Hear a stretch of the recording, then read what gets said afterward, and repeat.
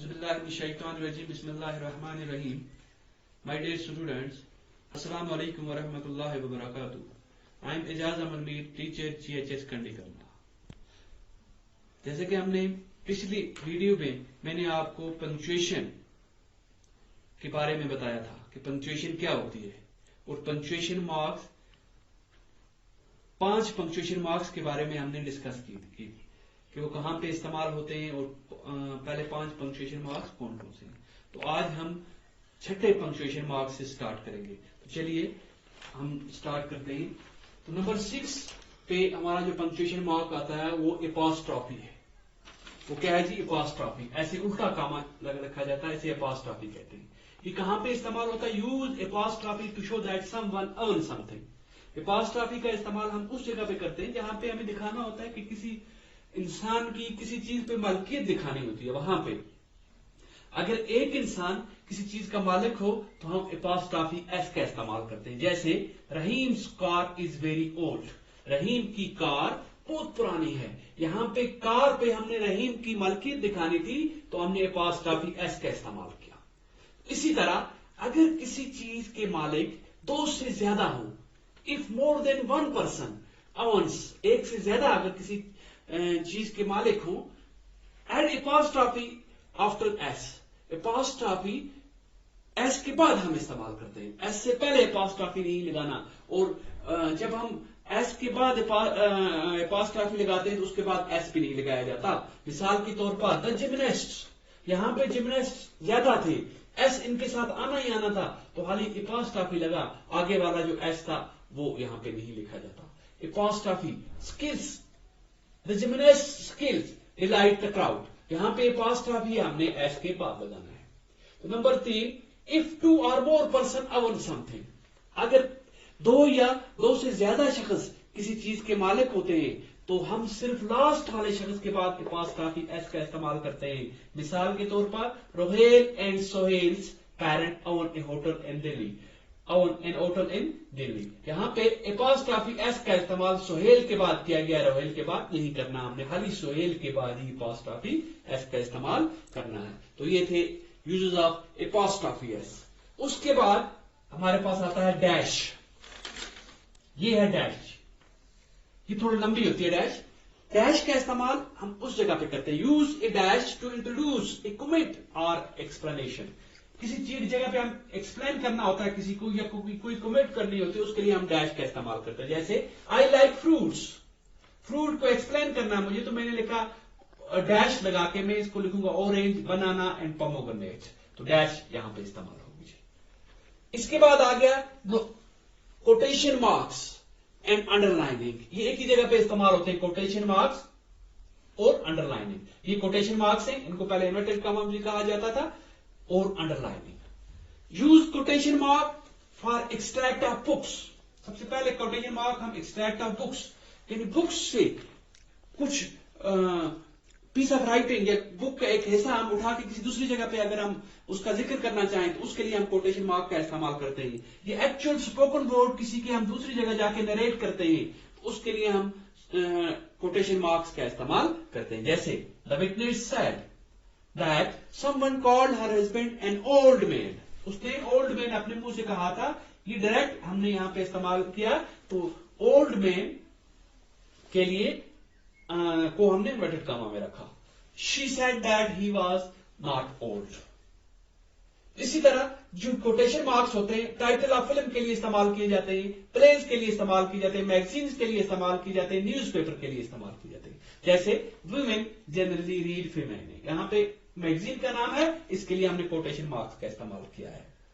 आज के दिनों में कुछ लोग टाइटल्स ऑफ बुक्स के लिए, फिल्म्स के लिए, प्लेस के लिए अंडरलाइनिंग का भी इस्तेमाल करते हैं। मिसाल के तौर पर यहां पे हमने दिया है He went to see Raja Babu 3 times। Raja Babu film का नाम है, इसको यहां पे अंडरलाइन किया गया तो ये भी करेक्ट है।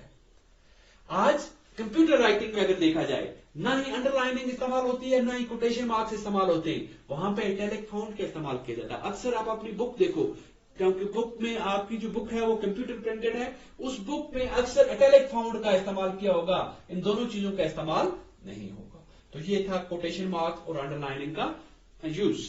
उसके बाद जो हमारा पंक्चुएशन मार्क है वो है ब्रैकेट। अक्सर आपने मैथ में ब्रैकेट्स देखे होंगे। ब्रैकेट का क्या काम होता है जी? बाकी हम अगर इंग्लिश लिखने में ब्रैकेट देखें तो ब्रैकेट का काम होता है एक्स्ट्रा इंफॉर्मेशन ऐड करना। हम एक्स्ट्रा इंफॉर्मेशन जहां पे देना चाहें वहां पे ब्रैकेट हम लगा देते हैं। जैसे the first world war took millions of lives, ये था तो हमने यहाँ पे एक्स्ट्रा इंफॉर्मेशन दी कि फर्स्ट वर्ल्ड वॉर कब शुरू हुआ और कब खत्म हुआ, उसके लिए हमने ब्रैकेट्स का इस्तेमाल किया। इसके बाद अगला जो हमारे पास पंक्चुएशन मार्क है वो कोलन। कोलन के लिए दो डॉट लगाए जाते हैं, इसे कहते हैं कोलन। कोलन इस्तेमाल किया जाता है टू इंट्रोड्यूस लिस्ट, किसी लिस्ट को इंट्रोड्यूस करने के लिए। जैसे डैश का इस्तेमाल होता है वैसे कोलन का भी इस्तेमाल वैसे सिमिलर तरीके से भी किया जाता है। वी, जैसे यहां पे वी क्लाइंबड 4 पीक्स, यहां पे कोलन का इस्तेमाल किया है। आगे ये बताइए 4 पीक्स कौन कौन सी, एटसेट्रा। तो यहां पे इन 4 पीक्स को इंट्रोड्यूस करने के लिए कोलन का इस्तेमाल किया है। इसी तरह कोलन का इस्तेमाल जो होता है वो किया जाता है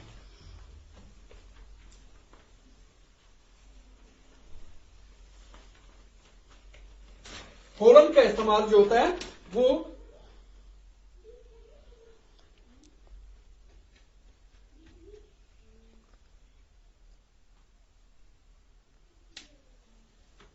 कोलन का इस्तेमाल जिस तरह हम डैश का इस्तेमाल करते हैं उस तरह कोलन का इस्तेमाल भी किया जाता है। जैसे तो कोलन के बाद आता है जी सेमीकोलन।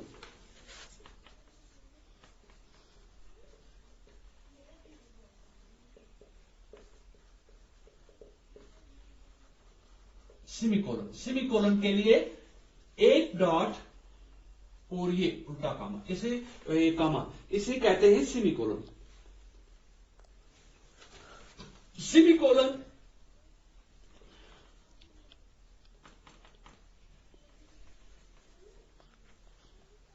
सेपरेट,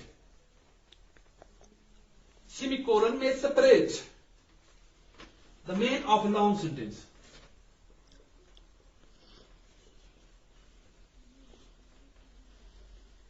एक लंबे सेंटेंस के मेन हिस्से को सेपरेट करने के लिए सेमीकोलन का इस्तेमाल किया जाता है। मिसाल के तौर पर every man wants to live long, यहां पे semicolon, but no man wants to be old.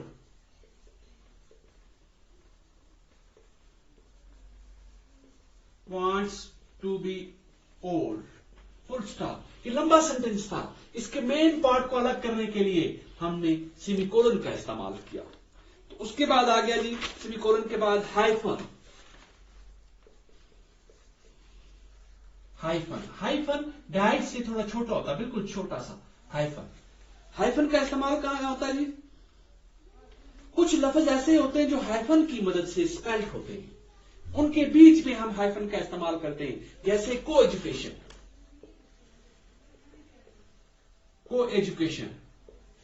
Cooperation, self important,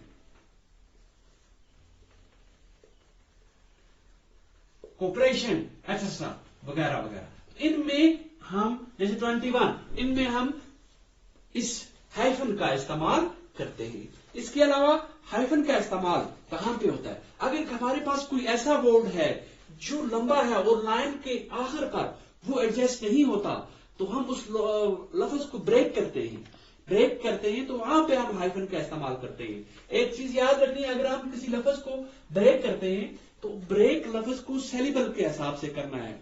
सेलिबल जो होते हैं लफ्ज के उस हिसाब से करना है और वावल लेटर के बाद किसी भी लफ्ज को ब्रेक नहीं करना। जैसे मिसाल के तौर पर मैं लिखता हूं यहां पे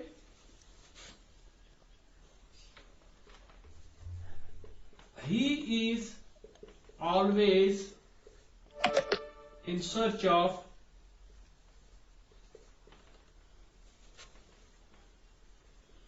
finding some faults.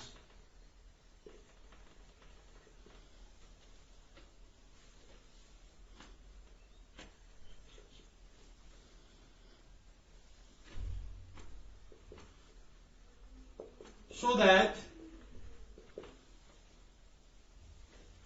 he can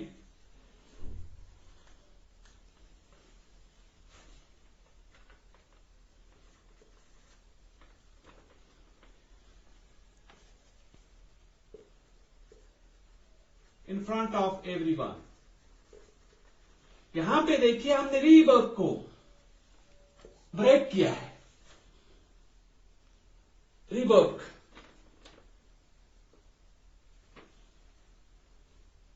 rework को हमने ब्रेक किया है, तो ये बी के बाद हमने इसे ब्रेक किया और यहां पे हाइफन का इस्तेमाल किया गया। हाइफन का इस्तेमाल पहली लाइन में होता है, दूसरी लाइन में हम हाइफन का इस्तेमाल नहीं करते। पहले हम क्या करते हैं, अक्सर हम देखते हैं बच्चे क्या करते हैं, यहां पे भी लिखते हैं और यहां पे भी लिखते हैं, जो गलत है। हाइफन का इस्तेमाल सिर्फ पहली लाइन के आखिर पे किया जाता है, बाद में हाइफन, नीचे हाइफन का इस्तेमाल नहीं होता। इसी तरह जी इसके बाद आ गया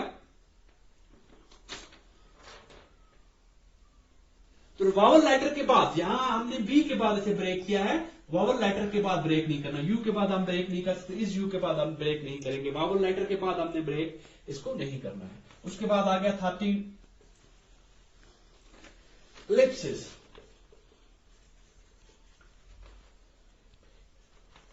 एलिप्सिस ये डॉट होते हैं, 2-3 डॉट होते हैं या कभी ज्यादा भी होते हैं, इस सेट ऑफ डॉट्स होती है।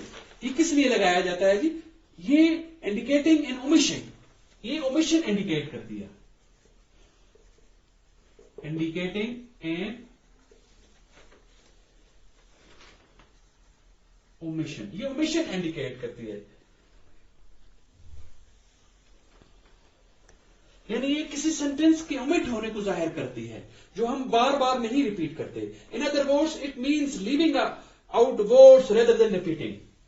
It means leaving out words rather than repeating them. Repeating them rather than repeating them unnecessarily.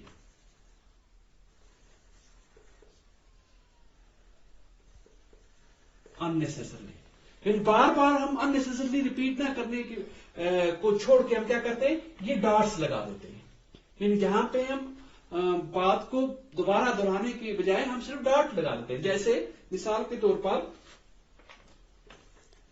She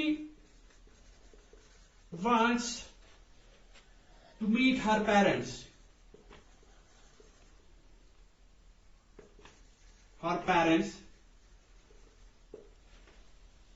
but because of her in-laws